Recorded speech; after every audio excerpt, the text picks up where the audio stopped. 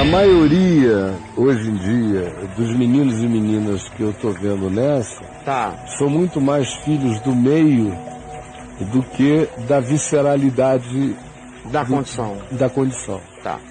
Porque, claro, os homens estão cada vez mais idiotas, grosseiros, estúpidos, burros. Intelectualmente as mulheres estão cada vez mais superiores, mais cultas. Elas se acham umas às outras muito mais interessantes do que os homens. Depois que algumas meninas começam a olhar em casa e ver desacertos muito grandes entre os pais, ou isso, aquilo outro, embora nem sempre seja assim. Eu conheço vários casos em que pai e mãe são casais heterossexuais apaixonados, entesados um pelo outro a vida inteira, dando o melhor bom exemplo.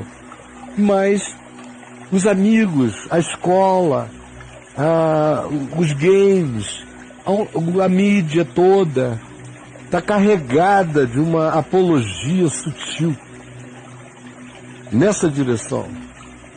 Quer dizer, conquanto o mundo seja feito de heterossexuais, senão não haveria mundo.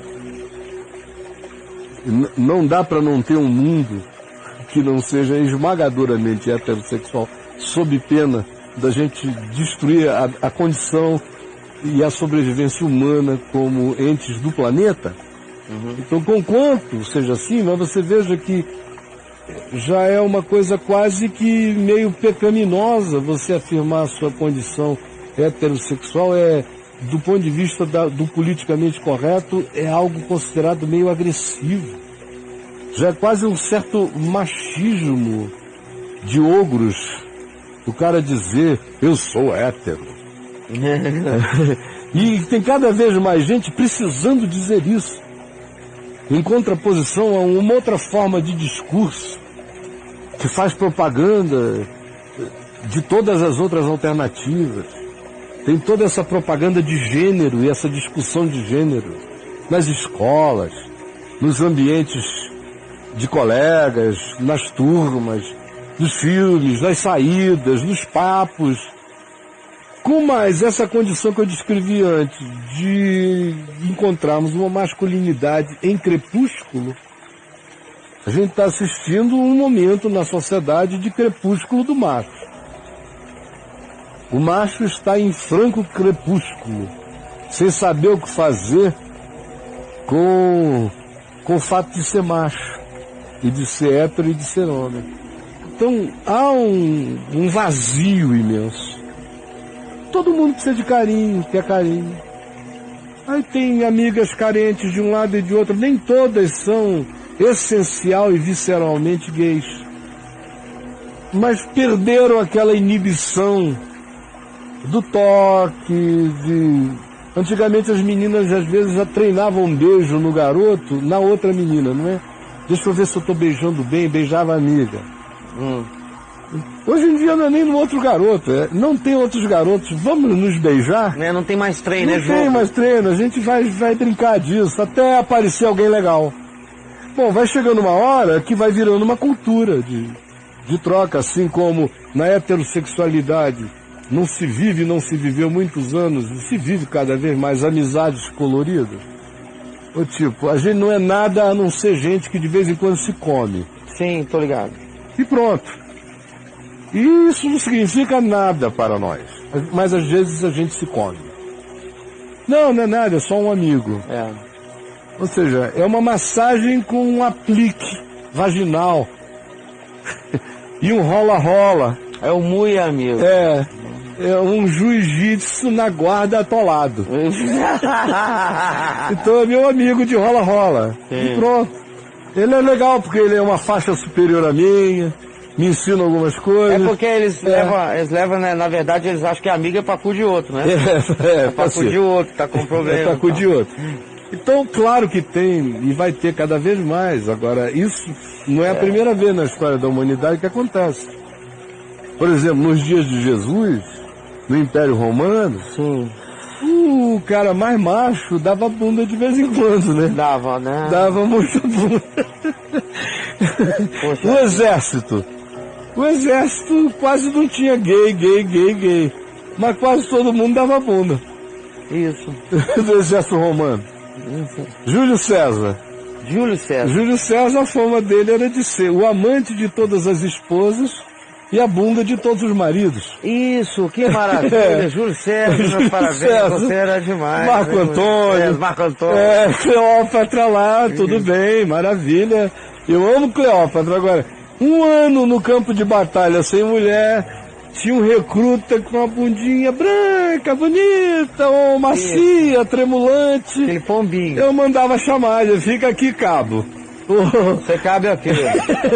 Vem aqui, meu cabo. Então tinha um negão poderoso que Júlio César dizia, hoje eu estou precisando sentir ardor prostático. Meu Deus do céu. Aí Osvaldo. Né? Aí fica uma geração inteira, onde essencialmente todo mundo não era gay, mas culturalmente todo mundo tinha se tornado permissivo para a possibilidade. Permissivo. Permissivo. Então, e nós estamos vivendo uma geração permissiva, cara. Para ela, para isso e para quase tudo. Tá. Só que vai ter um refluxo, como é historicamente observável. Você exagera generacionalmente numa direção, chega uma hora tem um contrafluxo, é igual um tsunami. Aí dá uma encaretada. É aquela onda, arrebenta tudo. Aí depois tem aquela contra-onda. Olha. Que vai embora, seca tudo, parece que nunca tinha havido inundação ali. É o que normalmente acontece nas famílias. Pais muito exagerados numa direção, os filhos são a contradireção dos pais. Pais promíscuos, quando o filho não adoece na promiscuidade do pai, ele encareta dramaticamente, traumatizado pelos excessos do pai e da mãe. Sim. Na minha geração era pai muito doido, filho careta.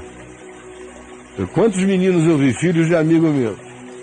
Aqueles amigos que passavam um dia fumando maconha o dia inteiro, que fumavam maconha e sopravam na cara do bebê deles. Isso era outra geração, 68, 69, 70. Era diferente. O cara estava na casa dele, com a mulher dele, com os amigos dele, eles fumavam maconha. Esse aqui, menino, vou batizar. Soprava maconha no nariz da criança. Olha isso. Olha, esse aí é. Agora, a maioria desses meninos cresceram anti-maconha, anti-hipice, foram pro outro lado tô ligado. do polo. Então, vai acontecer, é só esperar, daqui a um tempo, vocês vão ver um contrafluxo. Esperem. Eu acho que, se eu viver mais uns 20 anos, eu ainda vou testemunhar esse contrafluxo. Você vai testemunhar. Acontecendo.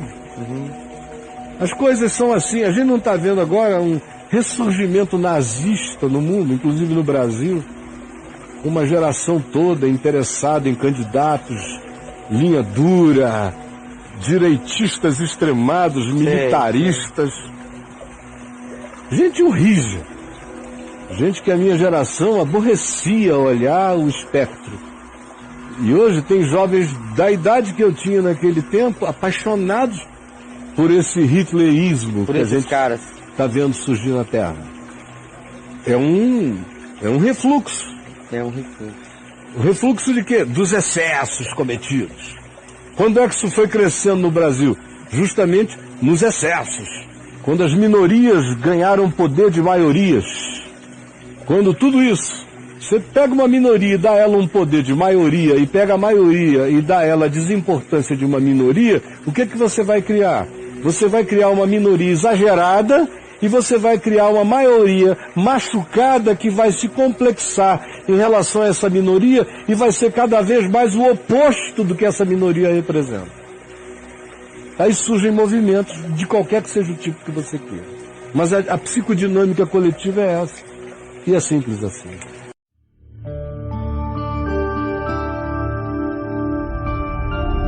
Vem VTP, o canal é você.